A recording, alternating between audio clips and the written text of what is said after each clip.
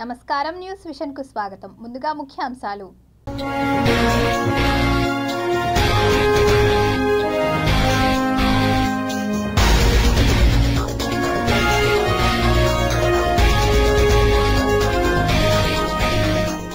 Aditya L1 ప్రయాణంలో మరో మైలురాయి. జనవరి 6న గమ్యస్థానానికి చేరిక. 18,000 కోట్ల వ్యయంతో సముద్రంపై వంతెన నిర్మాణం. ఇండియాలోనే అతిపెద్దది. అధికారమే లక్ష్యం. ఏపీలో హై హీట్ పాలిటిక్స్. వ్యూహాలకు పదును పెడుతున్న టీడీపీ అధినేత చంద్రబాబు. వైకుంఠ ద్వాదశి సందర్భంగా శ్రీవారి పుష్కరిణిలో చక్ర స్నానం. శాస్త్రోక్తంగా నిర్వహించిన అర్చకులు. క్రిస్మస్ పండుగకు ముస్తాబైన చర్చిలు.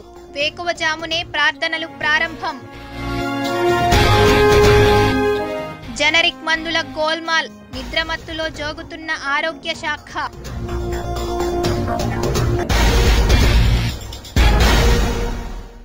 ఇక వార్తల్లోని వివరాలు చూద్దాం. తిరుమల శ్రీవారి వైకుంఠ ద్వార దర్శనం టికెట్లు పొందడానికి భక్తులు క్యూ కడుతున్నారు. ప్రస్తుతం 31వ తేదీకి సంబంధించిన టైం స్లాట్ ద్వార దర్శనం టికెట్లను ఇస్తున్నారు. ఇప్పటికే 3 లక్షల పైచిలుకు SST టికెట్లను భక్తులకు ప్రత్యేక కౌంటర్ల ద్వారా టీటీడీ అందించింది. తిరుపతి నగరంలో ఏర్పాటు చేసిన 9 కౌంటర్లలో 6 కౌంటర్లను మూసివేశారు. మొత్తం 4,23,500 టికెట్లకు గాను ఇప్పటికే 3 లక్షల పైచిలుకు టోకెన్లను భక్తులకు పంపిణీ చేశారు. దీంతో ఆయా కేంద్రాలకు కేటాయించిన కోటా పూర్తి కావడంతో 6 కేంద్రాలను మూసివేశారు. మిగిలిన 3 కేంద్రాల్లో టికెట్లు పంపిణీ చేస్తున్నారు. శ్రీనివాసం, విష్ణు నివాసం, భూదేవి కాంప్లెక్స్ వద్ద ఏర్పాటు చేసిన కౌంటర్లలో మాత్రమే టికెట్లు అందజేస్తున్నారు. ఇదిలా ఉండగా ఏడాది చివరి రోజున స్వామివారిని దర్శించుకోవాలని కొందరు, నూతన సంవత్సరంలో వెంకన్న దర్శనం చేసుకోవాలని మరికొందరు భక్తులు టైం స్లాట్ కోసం వేచి చూస్తున్నారు. శ్రీ కపిలేశ్వర స్వామివారి ఆలయంలో వేడుకగా తెప్పోత్సవాలు నిర్వహిస్తున్నారు. తిరుపతిలోని శ్రీ కపిలేశ్వర స్వామివారి తెప్పోత్సవాల్లో భాగంగా 3వ రోజు శివపార్వతులు అభయమిచ్చారు. సాయంత్రం 6:30 నుండి రాత్రి 8 గంటల వరకు తెప్పోత్సవం కన్నుల పండుగగా జరిగింది. విద్యుత్ దీపాలతో అందంగా అలంకరించిన తెప్పపై ఆసీనులైన శివపార్వతులు పుష్కరిణిలో 5 చుట్లు తిరిగారు.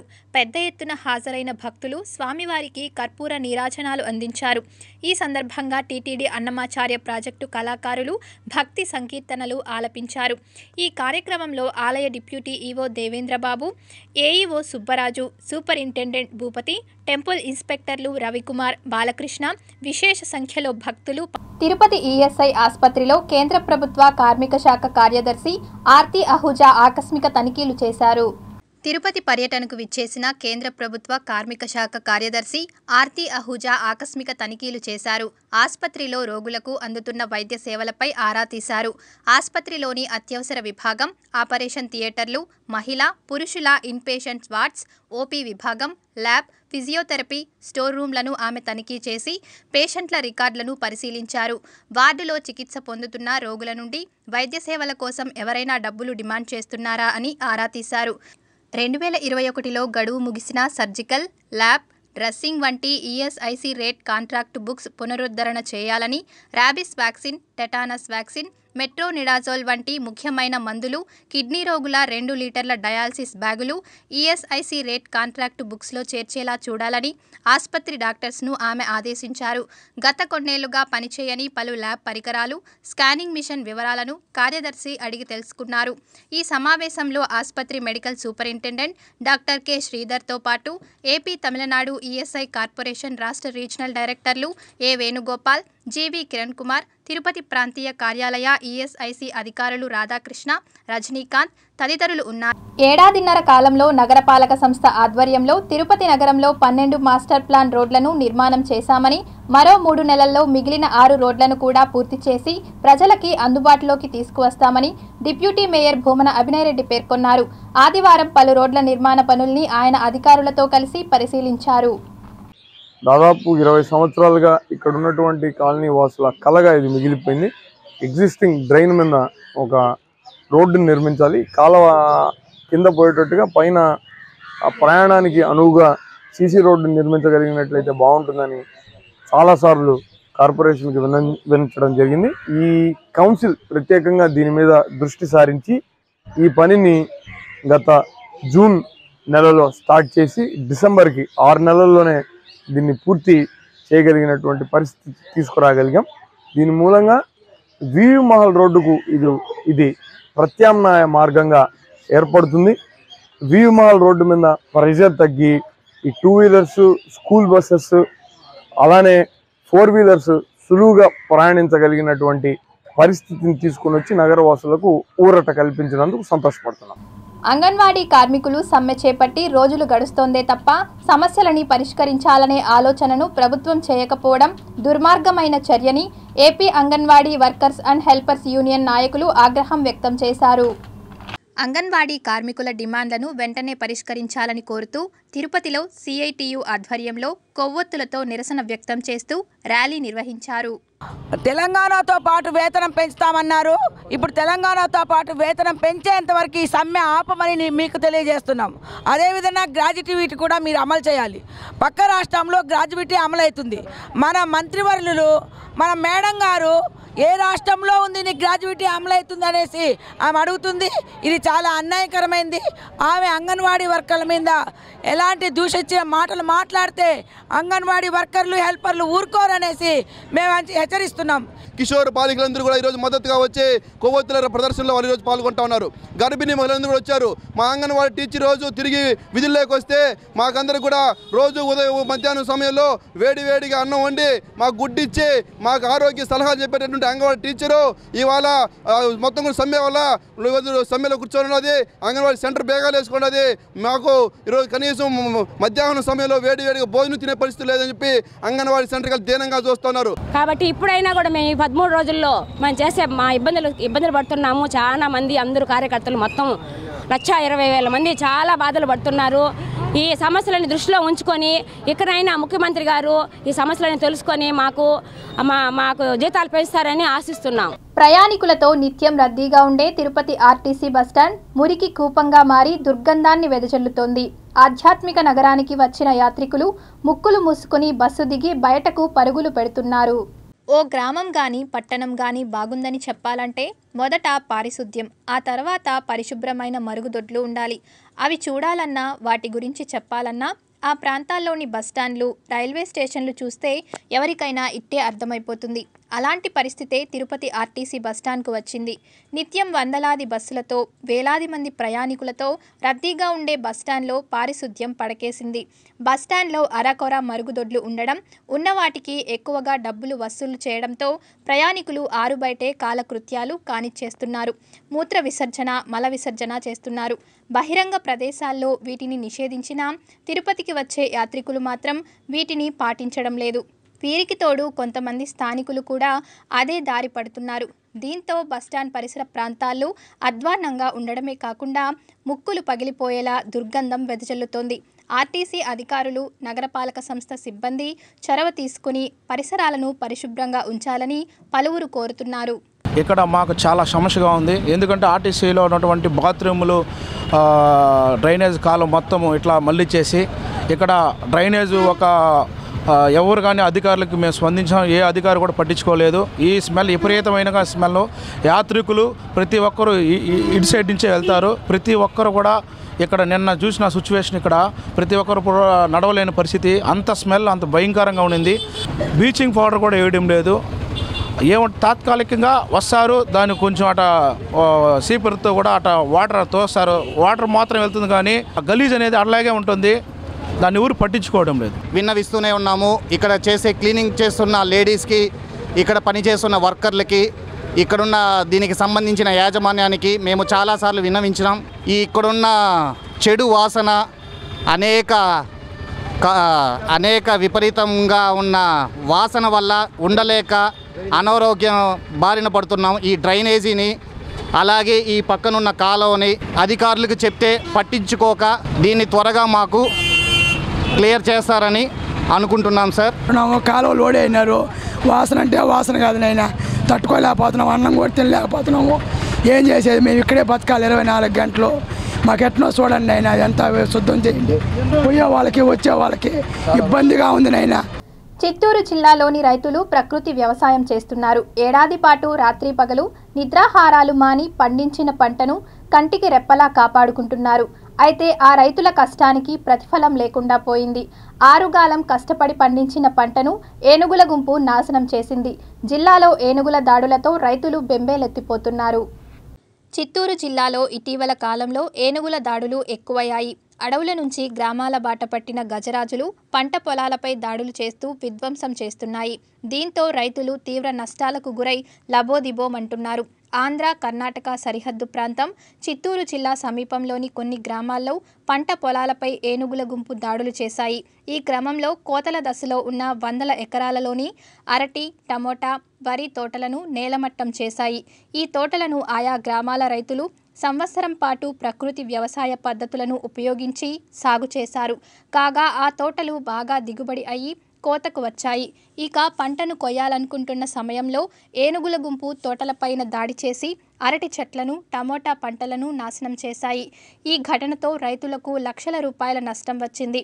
కష్టపడి పెట్టిన పైరు తీరా చేతికి వచ్చే సమయానికి ఏనుగులు ధ్వంసం చేయడంతో తీవ్ర ఆవేదనను వ్యక్తం చేస్తున్నారు. ఈ నేపథ్యంలో ప్రభుత్వం నష్టపరిహారం ఇచ్చి ఆదుకోవాలని బాధిత రైతు కుటుంబాలు కోరుకుంటున్నాయి. కాగా ఏనుగుల గుంపు సంచారంతో అటవీ ప్రాంతానికి దగ్గరగా ఉన్న గ్రామ ప్రజలు తీవ్ర భయాందోళనకు గురవుతున్నారు. రాష్ట్రంలో మరోసారి ఎలాగైనా అధికారంలోకి రావాలని తెలుగుదేశం పార్టీ అన్ని రకాల ప్రయత్నాలు చేస్తోంది. జనసేనతో కలిసి వచ్చే ఎన్నికల్లో ఖచ్చితంగా పవర్లోకి రావాలనేది టార్గెట్గా పెట్టుకుని వ్యూహాలు రచిస్తోంది. 2024 ఎన్నికల్లో భాగంగా జనసేనతో అత్యంత పగడ్బందీగా సమన్వయం చేసుకుంటూ ముందుకెళ్తోంది టీడీపీ. నియోజకవర్గంలో రెండు పార్టీలు కలిసి ప్రభుత్వంపై ఆందోళనలు చేయడంతో పాటు టికెట్ల విషయంలో కూడా ఇబ్బంది లేకుండా ఇరు పార్టీల అధినేతలు పక్కా ప్రణాళికతో ముందుకు వెళ్తున్నారు. పొత్తులో భాగంగా ఏ పార్టీ ఎన్ని సీట్లలో పోటీ చేయాలనే దానిపై ఇప్పటికే అంతర్గతంగా ఓ స్పష్టతకు వచ్చినట్లు తెలుస్తోంది. సీట్ల కేటాయింపుతో పాటు ఏ స్థానాల్లో ఎవరెవరు పోటీ చేయాలనే దానిపై కూడా క్లారిటీ కూడా వచ్చినట్లు సమాచారం. అయితే ఇప్పటికే చంద్రబాబు, పవన్ కళ్యాణ్ అనేక మార్లు భేటీ అయ్యారు. ఇరు పార్టీలకు సంబంధించిన అన్ని అంశాలపై సుదీర్ఘంగా చర్చించారు. అయితే సామాజిక సమీకరణాల ఆధారంగా సీట్ల విషయంలో చాలా జాగ్రత్తలు తీసుకుంటున్నట్లు తెలుస్తోంది. ఇప్పటికే అధికార వైఎస్ఆర్సీపీ సీట్ల కేటాయింపు విషయంలో దూకుడుగా వెళ్తుండడం, కీలక స్థానాల్లో టీడీపీ, జనసేన ఉమ్మడి అభ్యర్థులను ఓడించేందుకు బీసీ సామాజిక వర్గాల నాయకులకు ప్రాధాన్యం ఇస్తూ ఉండడంతో అభ్యర్థుల ఎంపిక విషయంలో చంద్రబాబు, పవన్ కళ్యాణ్ వ్యూహాత్మకంగా వ్యవహరిస్తున్నారని తెలుగుదేశం పార్టీ వర్గాలు చెబుతున్నాయి. తెలుగుదేశం పార్టీకి ఇప్పటికే కొన్ని నియోజకవర్గాల్లో బలమైన ఇన్ఛార్జీలు లేకపోవడంతో క్యాడర్ ఉన్న పార్టీని ముందుకు నడిపించే నాయకులు లేక ఇబ్బందులు పడుతున్నారు. మరికొన్ని స్థానాల్లో ఇద్దరేసే అభ్యర్థులు రేసులో ఉండడం కూడా తలనొప్పిగా మారింది. దీంతో ఆయా స్థానాలపై చంద్రబాబు ప్రత్యేకంగా దృష్టి పెట్టారు. ఇక అభ్యర్థుల ప్రకటన కూడా ఇప్పట్లో లేదని తెలుస్తోంది. ఎన్నికల షెడ్యూల్ వచ్చిన తర్వాతే తెలుగుదేశం పార్టీ అభ్యర్థుల ప్రకటన ఉంటుందని పార్టీ ముఖ్య నేతలు చెప్పుకొస్తున్నారు.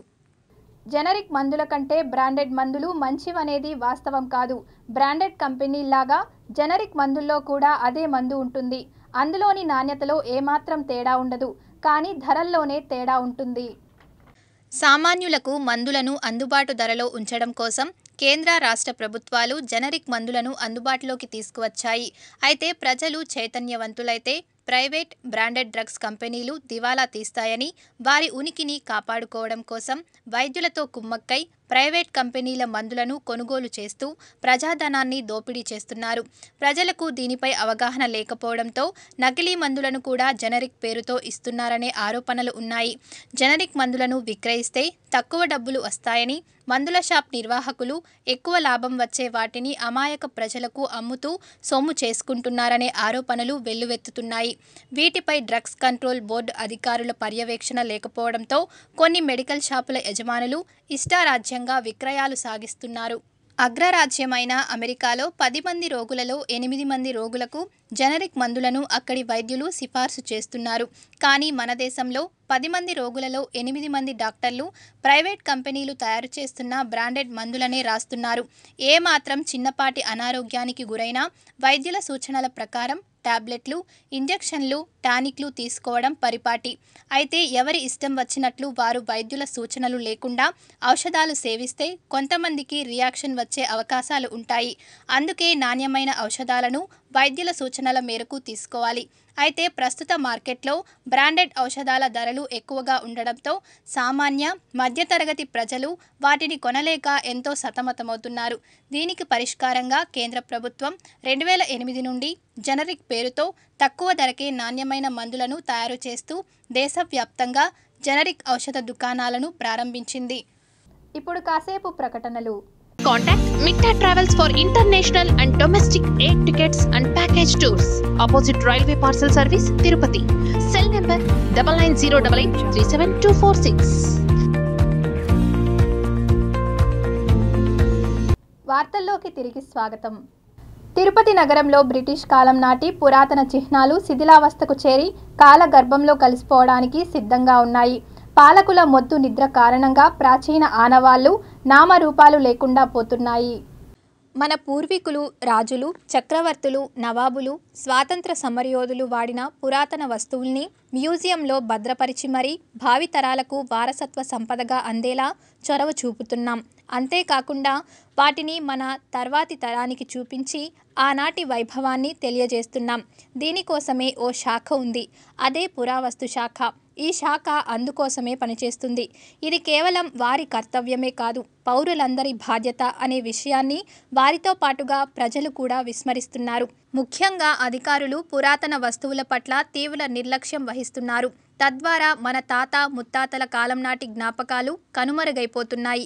దీనికి ప్రత్యక్ష ఉదాహరణ తిరుపతిలోని బ్రిటిష్ కాలం నాటి క్లాక్ టవర్లే. స్వాతంత్ర్యం రాకముందు బ్రిటిష్ వారి కాలంలో ప్రజల సౌకర్యార్థం ఏర్పాటు చేసిన క్లాక్ టవర్లు తిరుపతి నగరంలో 2 ఉన్నాయి.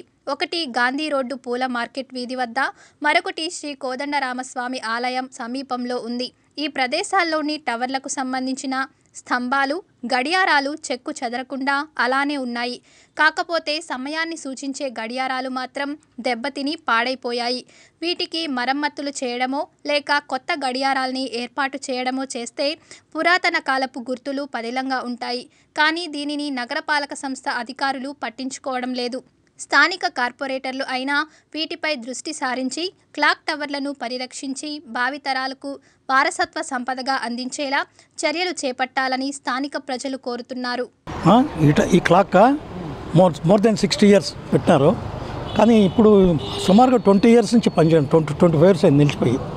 It was installed by Tirupati municipality. తర్వాత ఏం పట్టించుకోవాలి మున్సిపాలిటీ వాళ్ళు దాని గురించి. అది పెడితే అందరికీ బాగా పనికొస్తుంది. ఇప్పుడు వాచ్లు కూడా నాకు వాచ్ అయినా కట్టుకోవడం లేదు, ఎందుకంటే అవసరం లేదు కాబట్టి ఈ క్లాక్ పెడితే బాగుంటుంది. మరలా ఐ థింక్ మున్సిపాలిటీ రిపేర్ చేసి కొత్తవి పెడితే తిరుపతికి మంచిది కూడా, ఎందుకంటే చాలా పాతవి 70 years బ్యాక్ పెట్టింది. ఇవన్నీ మేము చిన్నపిల్లలు పెట్టారు. నేను 2010 నుంచి ఆటో తోలుతున్నాను ఇక్కడ. ఈ ఎప్పుడో చాలా పాతకాలం వాచ్గా ఉండదు, చాలా మంది రెడీ చేయాలన్నారు, చేయలేదు. ఒకప్పుడు ఎవరి చేతిలో వాచ్ లేనప్పుడు ఇక్కడ ఈ గడియారం చూసుకుని వెళ్ళేవాళ్ళు. దయదలిచి మున్సిపాలిటీ వాళ్ళు ఎవరైనా సరే దీన్ని దయదలిచి మళ్ళీ రిపేర్ చేస్తే బాగుంటుంది, టైం చూసుకునే బాగుంటుంది. పాత గడియారం గుర్తుగా అందరికీ ఇది బ్రిటిష్ కాలంలో కట్టినారంటున్నారు. మొత్తం దీని గురించి ఆలోచిస్తే పెద్దలు బాగుంటుంది. ఇది ఇప్పుడు దాదాపు మరమ్మతులకు గురయ్యి ఇప్పుడు ఒక 5-6 ఏళ్ళు పైనే అవుతా ఉందండి, కానీ దీన్ని ఎవరు పట్టించుకోవడం లేదు. ఇది చాలా ఉపయోగకరమైనటువంటి గడియారం. ఇక్కడ స్కూల్ విద్యార్థులు, ఈ వ్యాపారాలు చేసుకునే వాళ్ళకి, ఆటో డ్రైవర్లకి, చాలా బిజీగా తిరుగుతుండే ప్రజలు కూడా ఆ సమయాన్ని చూసుకోవడానికి చాలా అనుకూలంగా ఉండేది. బీసీలకు ఏ రాజకీయ పార్టీ అయితే సముచిత స్థానం కల్పిస్తుందో ఆ పార్టీకే తాము అండగా ఉంటామని, రాబోయే ఎన్నికల్లో ఆ పార్టీకే పట్టం కడతామని బీసీ సంఘర్షణ సమితి జాతీయ ఉపాధ్యక్షులు అన్నా రామచంద్రయ్య యాదవ్ స్పష్టం చేశారు. విజయవాడలో జాతీయ బీసీ సంక్షేమ సంఘం ఆధ్వర్యంలో జరిగిన రథయాత్రలో బీసీ సంఘర్షణ సమితి జాతీయ ఉపాధ్యక్షులు అన్నా రామచంద్రయ్య యాదవ్ ముఖ్య అతిథిగా హాజరై ప్రసంగించారు. ప్రభుత్వాలు బీసీలకు తగినంత గుర్తింపు కలిగించలేకపోతున్నాయని ఆవేదన వ్యక్తం చేశారు. జనాభా ప్రాతిపదికన బీసీలకు దక్కవలసిన అసెంబ్లీ సీట్లు, అలాగే నామినేటెడ్ పదవులలో అధిక శాతం కేటాయింపు చేయాలని డిమాండ్ చేశారు. ఈ సంఘం ఎక్కడ అన్యాయం జరిగినా రాజకీయ పోరాటం చేయడం కోసం ఈ సంఘం ఉంటుందని, ఈ సంఘంలో ఉన్నటువంటి పెద్దలందరూ కూడా ఆ వైపుగా నడుస్తామని అన్ని వర్గాలు కలుపుకొని ముందుకు పోవాల్సినటువంటి సమయం ఆసన్నమైందని చెప్పని ఈ సందర్భంగా తెలియజేస్తున్నాం. అయితే జనగణన లేదు కాబట్టి 24%కి వచ్చింది. ఈరోజు 24%కి వచ్చింది. జనాభా లెక్కలు కనుక ఉంటే 50% రిజర్వేషన్ వచ్చేది స్థానిక సంస్థలు. ఎస్సీలకు రిజర్వేషన్ పెరుగుతూ ఉంది వాళ్ళ జనాభా ప్రకారంగా. మనకు లెక్కలు లేదు కాబట్టి 34 నుంచి 24%కి తగ్గిపోవడం జరిగింది. తిరుమలలో వైకుంఠ ద్వాదశిని పురస్కరించుకుని ఆలయ పుష్కరిణిలో వేద పండితులు చక్ర తాల్వార్లకు శాస్త్రోక్తంగా చక్రస్నానం నిర్వహించారు. తిరుమలలో వైకుంఠ ఏకాదశి మరుసటి రోజు చక్ర తాల్వార్లకు చక్రస్నానం నిర్వహించడం ఆనవాయితీగా వస్తోంది. ఇందులో భాగంగా ఆదివారం వేకువజామున 4:30 నుండి 5:30 మధ్య పుష్కరిణిలో వేద పండితులు చక్ర తాల్వార్లకు శాస్త్రోక్తంగా చక్రస్నానం నిర్వహించారు.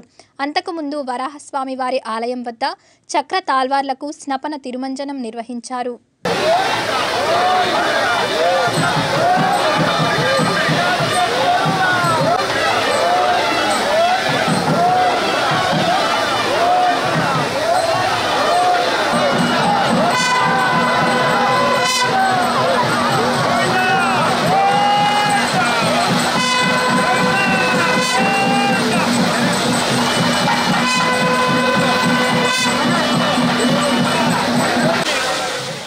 క్రిస్మస్ పండుగను పురస్కరించుకుని తిరుపతి జిల్లాలోని పలు చర్చిలు అందంగా ముస్తాబయ్యాయి. సోమవారం నిర్వహించే క్రిస్మస్ వేడుకలను ఘనంగా జరుపుకునేందుకు క్రైస్తవులు ఏర్పాట్లు పూర్తి చేశారు. తిరుపతి ఎస్వి నగర్లోని వెస్ట్ చర్చ్, ఖాదీ కాలనీలోని జగన్మాత చర్చ్, ఓల్డ్ మెటర్నిటీ రోడ్లులోని చర్చ్లను రంగురంగుల విద్యుత్ దీపాలతో అందంగా అలంకరించారు. నగరంలోని వివిధ చర్చ్లు ఎల్ఈడీ లైటింగ్స్తో పాటు పలు చర్చ్లు దగదగా మెరిసిపోతున్నాయి. ఇదిలా ఉండగా చర్చ్లలో సెమీ క్రిస్మస్ వేడుకలను ఇప్పటికే ఘనంగా నిర్వహించినట్లు ఆయా చర్చ్ల ఫాదర్లు తెలిపారు. ఈ యొక్క క్రిస్మస్ సంబరాలు తిరుపతి మహానగరంలో అత్యంత వైభవముగా ఆనందకరంగా జరగటానికి కారణం కూడా మరి తిరుపతిలో ఉన్న క్రైస్తవులందరూ కూడా ఈ మహా సంతోషకరమైనటువంటి దాంట్లో మిమ్మల్ని అందరినీ ఆహ్వానిస్తుంటున్నాం. ఈ యొక్క చక్కటి లైటింగ్, డెకరేషన్, ఈ ఆరాధన, ఈ పాటలు ఇవన్నీ కూడా మిమ్మల్ని ఎంతో ఆశీర్వదిస్తాయని, సంతోషపరుస్తాయని కోరుకుంటూ మిమ్మల్ని ప్రేమపూర్వకంగా ఆహ్వానిస్తున్నాం. మీ అందరికీ క్రిస్మస్ యొక్క శుభాకాంక్షలు. తిరుపతి 26వ డివిజన్ పరిధిలోని సున్నపు వీధిలో ఇటీవల రోడ్డు నిర్మాణం కోసం కాలువలపై ఉన్న బండలను తొలగించి నూతన రోడ్డు నిర్మాణ పనులను పూర్తి చేశారు. అయితే కాలువలపై తొలగించిన పైకప్పులు బండలను మూసివేయకపోవడంతో అది ప్రమాదకరంగా మారడమే కాకుండా తీవ్ర దుర్గంధాన్ని వెదజల్లుతోంది. 26వ డివిజన్ సున్నపు వీధిలో కాలువలపై పైకప్పులు ఏర్పాటు చేయకపోవడంతో అవి ప్రమాదకరంగా మారాయి. వర్షాలు పడి వరద నీరు ప్రవహిస్తే కాలువలు కనిపించకుండా అందులో మనుషులు గల్లంతయ్యే ప్రమాదం ఉంది. గతంలో ఇలాంటి సంఘటనలు జరిగిన దాఖలాలు ఉన్నాయి. ఇల్లు, దుకాణాల ముందు కాలువలు బార్లా నోరు తెరిచినట్టు ఉండడంతో పిల్లలు, వృద్ధులు అందులో పడిపోయే ప్రమాదం ఉందని స్థానికులు ఆవేదన వ్యక్తం చేస్తున్నారు. ఇప్పటికైనా కార్పొరేషన్ అధికారులు స్పందించి కాలువలపై పైకప్పులు ఏర్పాటు చేయాలని పలువురు కోరుతున్నారు. మున్సిపాలిటీ అధికారులు, దానికి సంబంధించిన ఇంజనీర్లు కానీ, దానికి సంబంధించిన అధికారులు కానీ వెంటనే పట్టించుకోవాలి. ఎందుకంటే మెయిన్ రోడ్లనే చాలా రోడ్లో తవ్వి అట్లే వదిలేశారు. కొన్ని చోట్ల అయితే ఆ మెయిన్ వాల్ హోల్ వచ్చి ఒక అర్ధ అడుగు లోపల దిగేసింది ఆ పైన ఉన్న మూత. ఈ విధంగా ఉండేదానివల్ల ట్రాఫిక్కి చాలా అంతరాయం కలుగుతుంది. డ్రైవర్లకి కానీ, మళ్ళీ పోతే రోడ్ల పాదసారులకు కానీ ఎవరికైనా కూడా చాలా ఇబ్బంది కలుగుతూ ఉంది. ఇదైతే కరెక్ట్ అయితే కాదు, మున్సిపాలిటీ వెంటనే పట్టించుకోవాలి. అదేవిధంగా కొన్ని రోడ్లు అయితే పూర్తిగా తవ్వేశారు, దాన్ని మూయకుండా వదిలేశారు.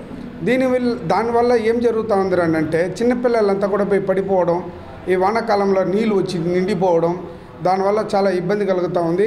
తిరుమల శ్రీవారిని పలువురు ప్రముఖులు, మంత్రులు దర్శించి మొక్కులు చెల్లించుకున్నారు. వైకుంఠ ఏకాదశి సందర్భంగా వెంకటేశ్వర స్వామిని దర్శనం చేసుకోవడం జరిగింది. ఈ రాష్ట్రంలో శాంతి భద్రతలు బ్రహ్మాండంగా ఉండాలి. సమాజం అంతా కూడా వాడి పంటలతో, అష్టైశ్వర్యాలతో, ఆయురారోగ్యాలతో ఈ రాష్ట్రం సుభిక్షంగా ఉండాలని కోరుకోవడం జరిగింది. ఈ రాష్ట్రం సర్వతోముఖాభివృద్ధి చెందాలి, అన్ని రంగాలలో అగ్రగామిగా నిలబడాలి అంటే మళ్ళీ 2024లో వైఎస్ఆర్ కాంగ్రెస్ పార్టీ అధికారంలోకి రావాలి, జగన్మోహన్ రెడ్డి గారు మరొకసారి ముఖ్యమంత్రి కావాలని కోరటం జరిగింది. జిఆర్టీ జ్యువెలరీ నందు లక్కీ టిప్ నిర్వహించారు. గెలుపొందిన ఖాతాదారులకు బహుమతులను ప్రదానం చేశారు. 2 monthsలో బిఫోర్ మనం చేసింది 46 daysకి మనం చేసినాము. అందువల్ల మదనపల్లి అండ్ తిరుపతిలో చూసినట్లే ఒక 7 members విన్ అయినారు. 25 grams కాయిన్ వచ్చి విన్ అయ్యి ఈరోజు డిస్ట్రిబ్యూట్ చేస్తున్నామన్నమాట. అన్నీ మంచి విధంగా జరిగింది, చాలా సంతోషం. 2008 నుంచి మనం తిరుపతి షోరూమ్ ఓపెన్ చేసినాము. అప్పటి నుంచి కస్టమర్ మాకు బాగా సపోర్ట్ ఇస్తున్నారన్నమాట. ఈ 15 సంవత్సరంలో మేము కూడా బాగా మంచిగా పెరుగుతున్నాము. దగ్గర 58 షోరూమ్స్ మన దగ్గర ఇప్పుడు జిఆర్టీలో ఉన్నాయి. లోకేష్ బాబుకు సిఐడి నోటీసులు ఇవ్వడంపై తెలుగుదేశం పార్టీ నాయకులు తీవ్రంగా ఖండించారు. వైసీపీ ఓటమి భయంతోనే సిఐడి నోటీసులు ఇచ్చిందని ఆరోపించారు. లోకేష్ బాబు గారి మీద సిఐడి దర్యాప్తునో సిఐడి నోటీసులను లోకేష్ బాబును అరెస్టు చేయాలనో న్యూస్ తీసుకొస్తే ప్రజలందరూ కూడా అటెన్షన్ డైవర్ట్ చేయడం కోసం ఈ ప్రయత్నం చేస్తూ ఉన్నాడు. ఈరోజు ప్రజలకు అందరికీ తెలిసిపోయింది, ఈ ముఖ్యమంత్రి పనికిరాని ముఖ్యమంత్రి, అవుట్డేటెడ్ ముఖ్యమంత్రి. ఈ అవుట్డేటెడ్ ముఖ్యమంత్రి ఈ రాష్ట్రానికి పనికిరాడు, కాబట్టి ఈ ముఖ్యమంత్రిని సాగనంపాలి అనేది ప్రజలకు అర్థమైపోయింది. కాబట్టి ఇతను ఎన్ని ప్రయత్నాలు చేసినా, ఎన్ని కుయుక్తులు బన్నినా 2024లో చంద్రబాబు గారిని, తెలుగుదేశం పార్టీని అధికారంలోకి రానియకుండా అడ్డుకోవడానికి ఎన్ని శాయశక్తుల ప్రయత్నం చేసినా వీలు కాని పరిస్థితి అనేది తెలిసిపోయింది. వార్తలు ముగించే ముందు ముఖ్యాంశాలు మరోసారి.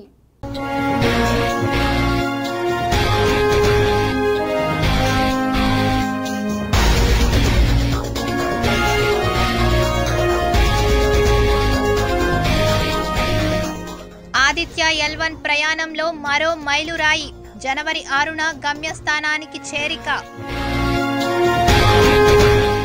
18,000 కోట్ల వ్యయంతో సముద్రంపై వంతెన నిర్మాణం, ఇండియాలోనే అతిపెద్దది. అధికారమే లక్ష్యం. ఏపీలో హై హీట్ పాలిటిక్స్. వ్యూహాలకు పదును పెడుతున్న టీడీపీ అధినేత చంద్రబాబు. వైకుంఠ ద్వాదశి సందర్భంగా శ్రీవారి పుష్కరిణిలో చక్ర స్నానం. శాస్త్రోక్తంగా నిర్వహించిన అర్చకులు. క్రిస్మస్ పండుగకు ముస్తాబైన చర్చిలు. వేకువజామునే ప్రార్థనలు ప్రారంభం. జనరిక్ మందుల గోల్మాల్. నిద్రమత్తులో జోగుతున్న ఆరోగ్య శాఖ.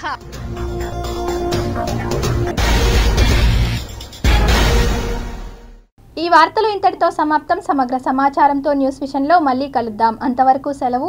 నమస్కారం.